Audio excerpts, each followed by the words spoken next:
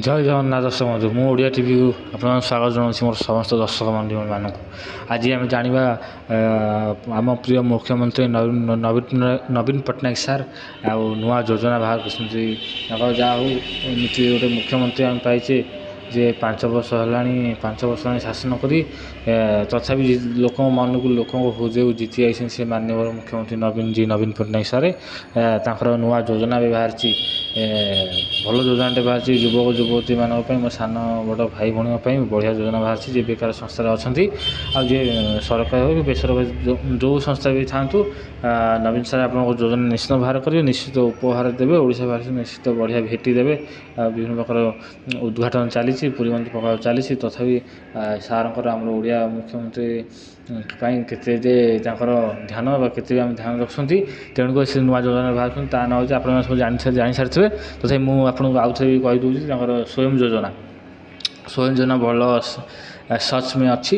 ଆଉ ସେଇଟା ଲାଗୁ ହେବ ମାର୍ଚ୍ଚ 29 ତାରିଖ ଟିକେ ଲାଗୁ ହେବ। ମାନେ ଏ ତ ୱେବସାଇଟ୍ ଆପଣଙ୍କର ଲଗ୍ଇନ୍ କଲେ ବି ଆସିବନି, କାରଣ ସେଇଟା ଲଞ୍ଚ ଏବେ ହେଲା। ଏବେ ହଉ ସବୁଆଡ଼େ ଡିକ୍ଲେୟାର ହଉ ମାସେ ଖଣ୍ଡେ ଲାଗିବ, ଆଉ 1 month ଲାଗିବ। ଆଉ ଆପଣମାନଙ୍କର ସୁବିଧା ପାଇଁ ମୁଁ ଏମିତି ନୂଆ ଭିଡ଼ିଓ ନେଇ ଆସୁଥିବି ଆପଣମାନଙ୍କ ପାଇଁ। ମହାତ ଗଣେଶ ନେଇ ଆସୁଥିବି, ଆଉ ଏମିତି ଭିଡ଼ିଓ ଜାରି ରହିବ। ଏଇଟା ନବୀନ ପଟ୍ଟନାୟକ ସାର୍ଙ୍କର ଏଇଟା ବଢ଼ିଆ ଲୋନ୍ ଆପ୍ଲିକେସନ୍ଟା ଆସିଛି। ଏଇଟା ତ ବଢ଼ିଆ ଲୋନ୍ ହେଇକି ଆସିଛି, ଆଉ ସମସ୍ତ ବେକାର ଯେଉଁ ନିଶ୍ଚିତ ମିଳିବ। 1 ଲକ୍ଷ ଟଙ୍କା ଫ୍ରିରେ ଦେବେ। ଫ୍ରି ନା ଆପଣ ସୁଝିବେ, ଏହା ସୁଧ ଆପଣଙ୍କୁ କିଛି ପଡ଼ିବନି। ଯେଉଁ ଆପଣଙ୍କୁ ସୁଧ ଦେଉଥିଲେ ସୁଧ କିଛି ପଡ଼ିବନି, 0% ସୁଧ ରହିବ।